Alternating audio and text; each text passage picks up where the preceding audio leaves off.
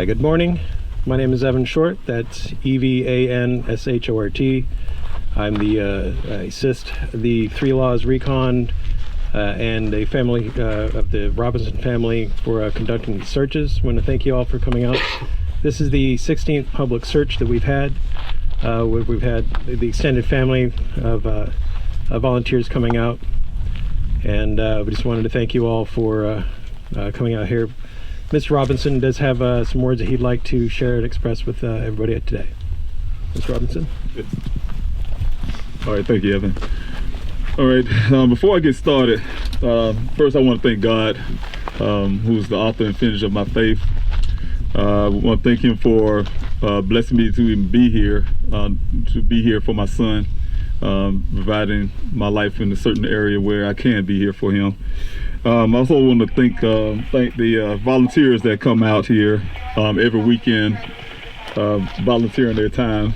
And you know, without these special people behind me, I wouldn't have a search. You know, they like I said, they were out here working tirelessly, spending their weekends with me out here in the desert, looking for a stranger. You know, somebody they don't know. Somebody they do know, you know, someone they can relate to. They are the people that have empathy for others. They came out here to search for my son, and I'm really happy and proud of them. And I really thank you guys for doing that for me and my family. My daughter here also. You know, these people here that come out here every weekend, they are mothers, they are fathers, they are sisters, they are brothers, you know. They're just like me and my family, you know what I'm saying? They saw a calling, and they saw a need from another family, and they showed up. So I'm grateful for them. And, you know, these people came out here to show all their love to me and my family. They're the ones that showed me and my family that there's a lot of people out there that's capable of love. The volunteers for the search for Daniel, I love and I appreciate each and every one of them as my own family. They are my extended family. I tell them that every time we come out here, we're just not searchers, we are a family. The staff that's here, Mr. McGrath, Jim here next to me, Evan, we all family here. And I'm really proud of what's been happening out here every Saturday. Also, I want to thank my logistics coordinator, Evan Short, and his wife. From day one after joining, you know, my search efforts, they had done everything with passion. They never missed a single search, you know. They never asked for anything. They just show their love and, you know, help me out every way they can. You know, say everything we needed here, they're here for us. Also, I wanted to thank my private investigator, Jeff McGrath, and his staff, Jim, you know, who helped me and my family find the truth of what happened to my son's what helped me finding the truth of what happened to my son, Daniel Robinson. I'm grateful for his expertise in the accident reconstruction that allowed us to finally get some information towards what happened to this vehicle, my son's vehicle, the day he went missing. His care and knowledge uncovered everything that we needed to know about how my son's vehicle ended up over that hill over here behind us into that ravine. His findings are valuable and answer some of the questions that my family and myself have. Mr. McGrath is not only just the accident reconstructionist, he's also my friend. Thank you.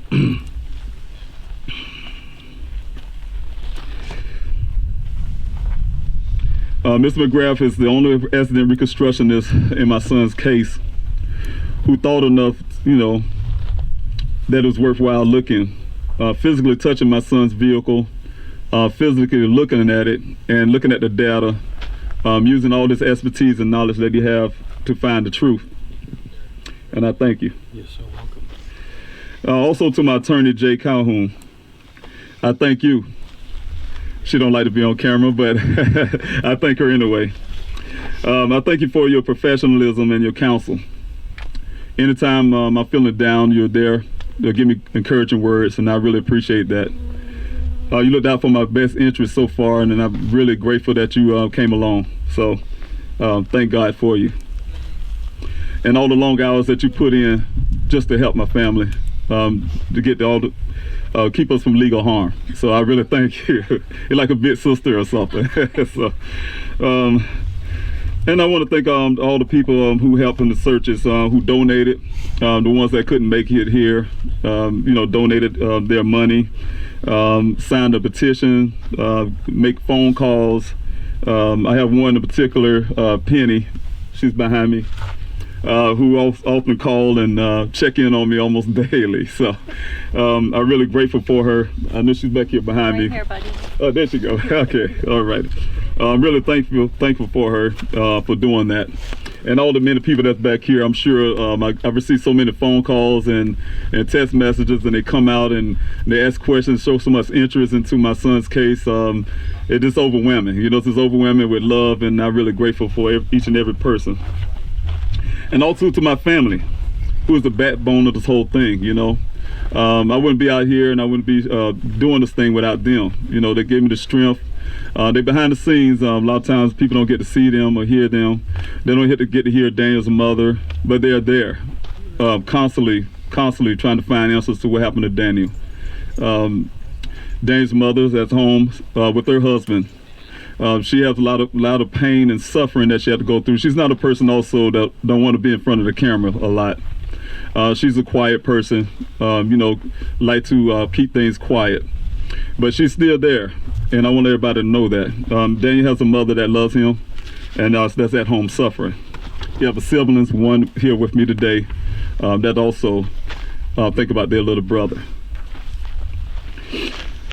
My job is to continue to put the pressure on the law enforcement, in this case, to find answers that we need.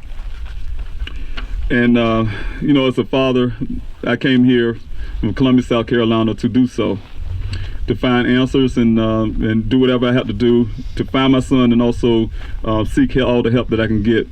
If I can't get it from law enforcement, I had to do it myself, but that don't stop me from trying to get law enforcement to do the right thing.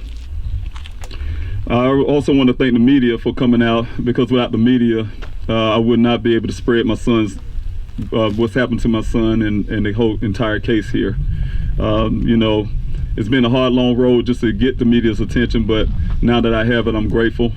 Get my son's story out there, let people know what's happening, and that way, if Daniel's out there somewhere, somebody have seen anything, heard anything, somebody will say something. So I'm grateful for that. Well, my son Daniel, he started his life as an adult here in Arizona. He moved away from the cradle of his parents and his siblings in Columbia, South Carolina. He graduated from the College of Charleston to move out here here to Phoenix with his degree in geology. He started working at a company called Matrix New World. Some call it Matrix Southwest Groundwater. He worked that job diligently. He loved his job because it provided him to be able to expand his career in geology.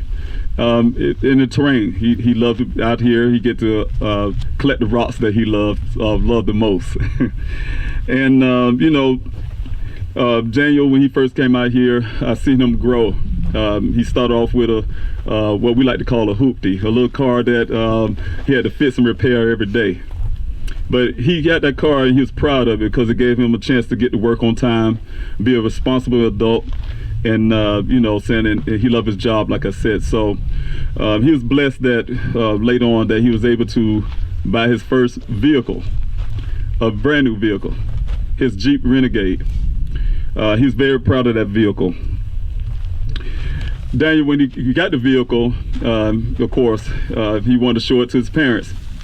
He sent me the picture of the vehicle, and we had plans to come out here to Arizona in July to see the vehicle. But Daniel, so give me a second.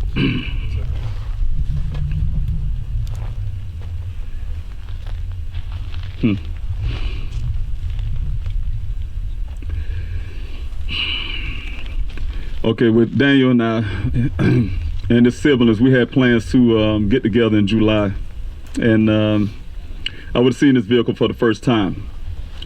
And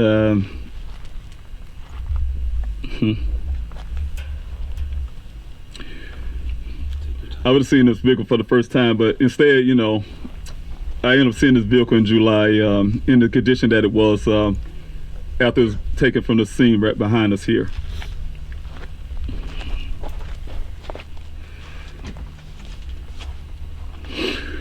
Anyway, excuse me. Take your time. The first time I saw that vehicle was through a picture that Detective Biffin showed me from the police station, and it was different from the picture that my son sent to me when he's showing it to me for the first time. My son's very proud of that vehicle. It's something that he accomplished in life as a tangible something to show his adulthood, his responsibility for himself, taking care of himself, living alone, starting off in life as a young man with a great career, high dreams, and you know, the whole 9 yards. So it's very difficult to see that vehicle for the first time through a picture, but you know, Daniel, excuse me for a second. Daniel, on the morning of June the 23rd, was given an assignment to visit 2 well sites. After going to the first well site, he called his representative from the drilling company, Weber, who was waiting on him out here on Sun Valley Parkway.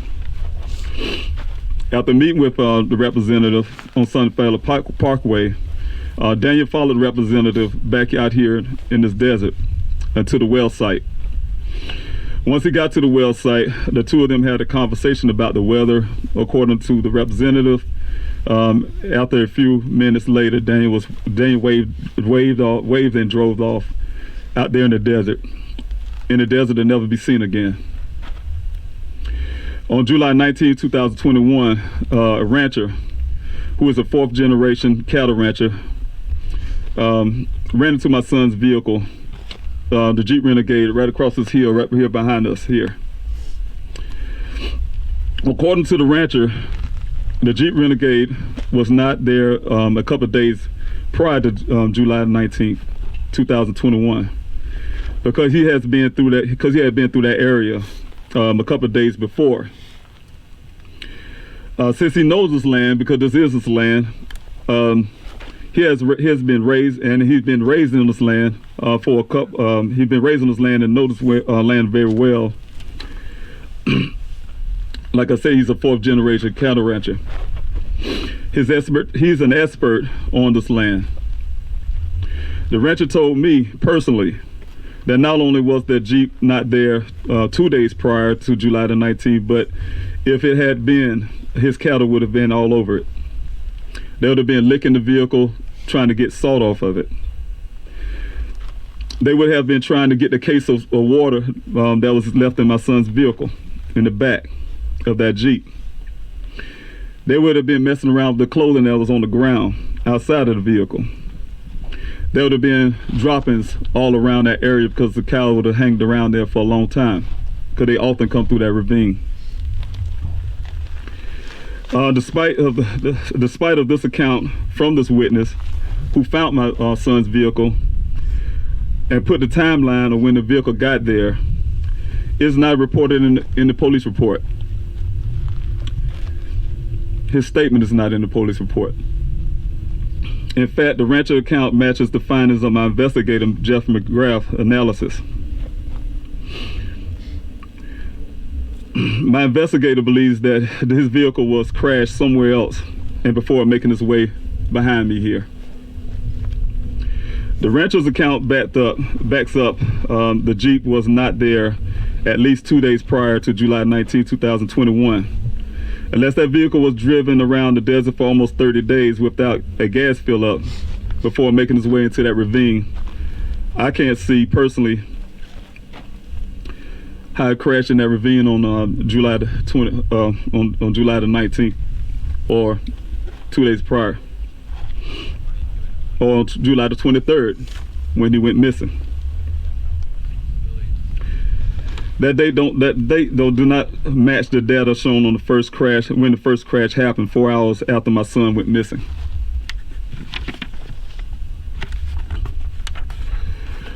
We all know that there was a red transfer paint on my son's vehicle, on the driver's side.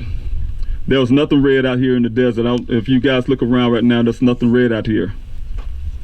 The windshield had two impressions, as if something was trying to enter the vehicle from going inward. The damage on that vehicle does not match what happened in that ravine. Also, after the police collected my son's belongings and put them into evidence bags marked for safekeeping, a sock belonging to my son was found near the well site where he went missing weeks later. Law enforcement built a case around the disappearance of my son to include the opinions of co-workers that said he was acting odd. Co-workers who are not licensed into mental health, and they're not mental health experts, but not doctors. Yet their account made it into the report. There's a second person and the last person that saw my son on June 23rd, 2021. And I will let my investigator speak on that a lot more. It's okay. It's okay. He saw my son and his Jeep that morning, sometime that day. He's a federal employee. Law enforcement. My son held a conversation with him. He didn't seem to be, well, the federal worker in law enforcement told me personally that according to him, my son held a conversation with him. He didn't seem distressed. He was very polite. He helped him determine the best place to go out and target practice, like you hear in the background now. They often do that out here. My son mentioned that he was at work in this area, and shooting in this area would not be good. According to this federal employee, law enforcement, Daniel didn't act odd or seem to have any sign of mental impairment. According to this federal worker, my son's Jeep was not damaged in any way. It appeared to be brand new. This federal employee stated that statement was not included in the record of law enforcement. According to this federal employee, law enforcement had never contacted him.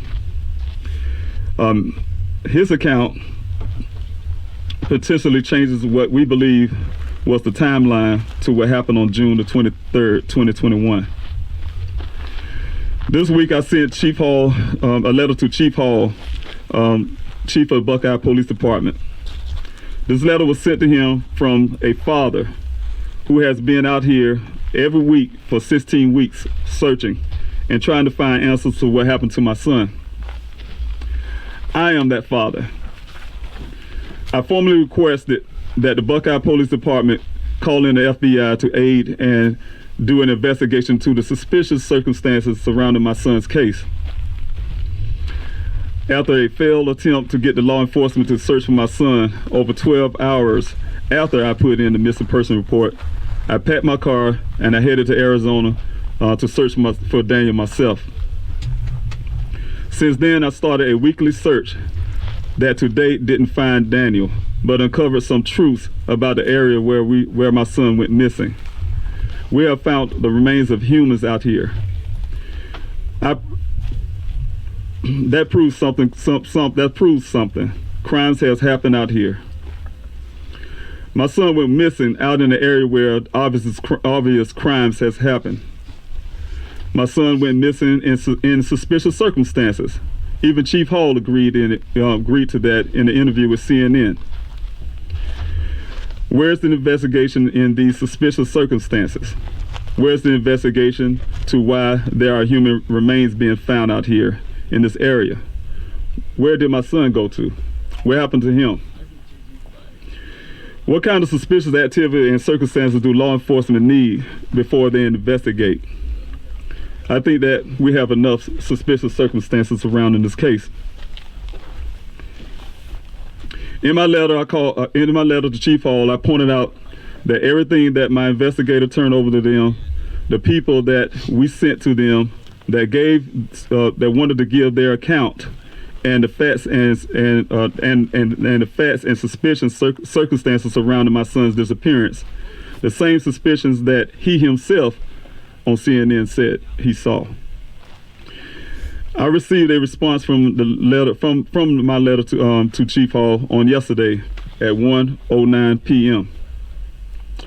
After brief words in his response, the last paragraph informed me that he personally contacted the FBI requesting review of my son's case. He hopes that fresh eyes on my son's case would bring light. He hopes that fresh eyes on my son's case will bring to light more details. He has a case briefing being scheduled for next week.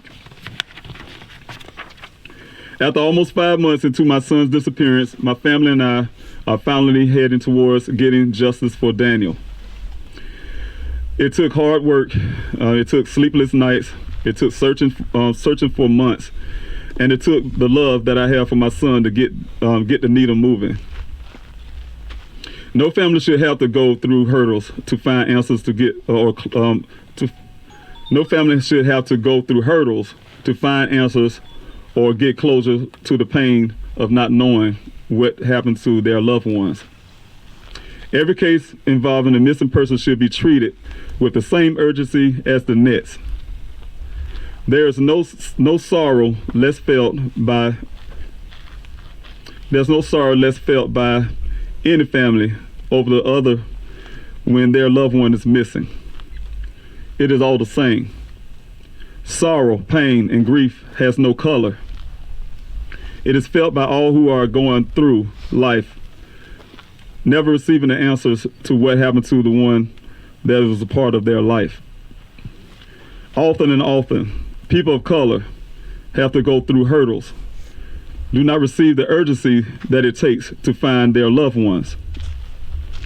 As a result, they often go unheard, even when putting their trust in the very ones that are out here to serve and protect them. I have a petition with more than 95,000 signatures of people seeking justice for my son Daniel and all the victims and families whose voice is muffled by apathy. They signed for the unheard and the unknown.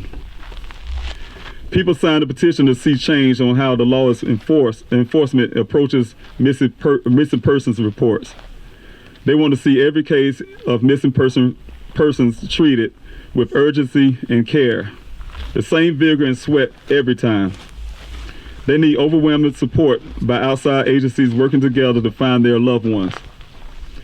I pray that no family has to endure what my family has to take just to be heard and to have our missing person taken seriously. But unfortunately, if a department lacks the resources and training, they need to provide extra attention to the missing person. They must ask for help from outside sources.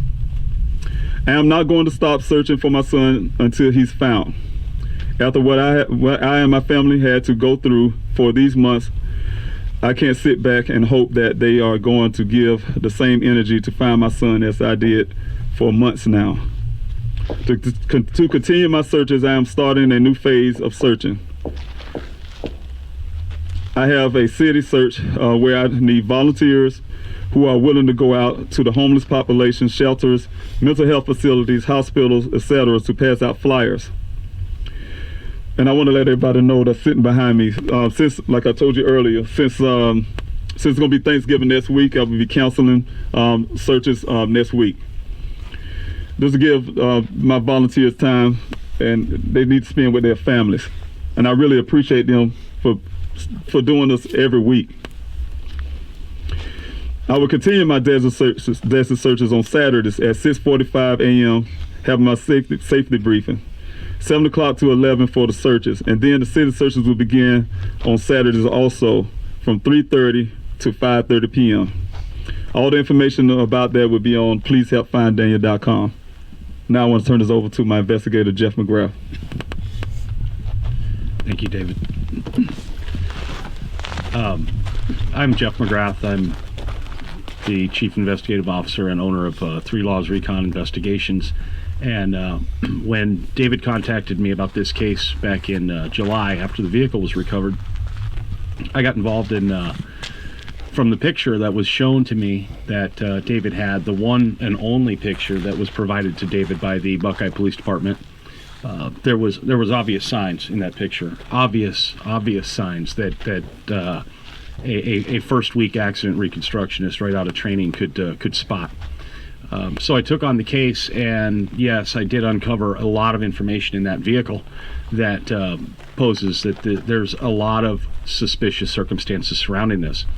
The damage, the crash data recorder, the airbag control module, what we call the black box information that was provided, none of that matched the ravine the vehicle was found in. I've spent a lot of time and work looking at that vehicle, processing that vehicle. I've found the red paint transfer, other information in that vehicle, and I have turned all of my information over to the Buckeye Police detectives because I wanted them to step up their investigation. Unfortunately, when I went to go out and process the vehicle the first time when it was still in Buckeye's possession, they turned it over to us through Mr. Robinson and said, their exact words said, "We don't have an investigation, we're done. We don't have a crime and we don't have anything to investigate." So they've turned everything over to us. I currently have all of that, what should have been marked evidence and should still be in their evidence lockers for review. But as we go through all of it, we just keep finding more and more. And I sat down with the Buckeye Police Department and detectives, lieutenants and assistant chief, and explained to them my findings. And all they want to do is brush me off. They don't want my information. And we've been trying to put pressure on them from day one, and this is unacceptable. If this were my child, their child, anybody else's child, I believe especially if it was their child, I believe they'd step up their investigation. But for this, they look at this as a young black man that they believe just wanted to disappear and join a monastery. Absurd. It's absolutely absurd what they believe. But we have been putting pressure on them week after week after week. We finally got Chief Hall to admit to CNN on record that there are suspicious circumstances surrounding this. They say now that they're investigating this, that they do have an ongoing investigation, and they still haven't asked me to see the vehicle. It seems that their concern was to get an expert 3 months after the fact that does the same work I do, to come out, not to help, but to rebut my information. And that's frustrating to me. This is not a civil case where we have experts battling against each other on whose vehicle did what. This is a cut and dry case where there's a vehicle found in a ravine, the damage doesn't match the profile, and they want to go out and find experts at Jeep to say that the information they found is not an anomaly. It actually is very disturbing to me that they want to just keep pushing it back and defy anything that we come up with. When I found the sock 3 miles away from here, that was Daniel's, the detective Sergeant Hanneman, said, "How do you know it's Daniel's? You can't prove that." Well, I know it's Daniel's, and if anybody saw the sock, and I'm willing to show anybody the sock compared to the socks they recovered and the socks that I took photographs in Daniel's bedroom, and you will say, yeah, that was Daniel's sock, absolutely. We don't find a lot of socks out here in the desert. It's not common. But yeah, we did find one 3 miles away. That to them was not any concern. We keep finding human remains while we're out here. 2 weeks ago, was it 3 weeks ago, we discovered human leg bones, full femurs, both of them, and a pelvis, and some spinal cord, some vertebrae. And so, of course, we finally get Buckeye to come out and tape off. This is the first time I've actually seen them use crime scene tape in this instance, where they came out and they taped it off and they collected it. And we were told almost immediately it was not Daniel's, but it's somebody's. It's somebody's. So the Buckeye Police Department released their report on their investigation, and they want to, and they did put a lot of information in there that supports their side, but they have left out information like the cattle rancher Brandon that found the vehicle. His information was completely just not, it was just completely overlooked. It wasn't put in there. That's a major part to investigation. You have somebody who finds your main point of evidence and they have information and they're familiar with the land. That would be key to my investigation, and it is key to my investigation. I've spoken with Brandon numerous times. He's very he's a very straightforward man. He's a straight shooter. He's not gonna jerk us around. He just basically told us flat out, I know that vehicle was not there 2 days prior. I'm 100% certain. I go with this information. I also go with science and fact.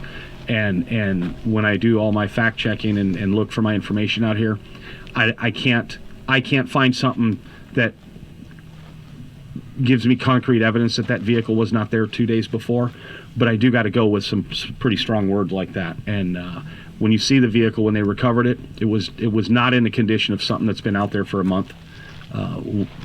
During the monsoon time out here, it would have been a lot more dirty. There's a lot of information.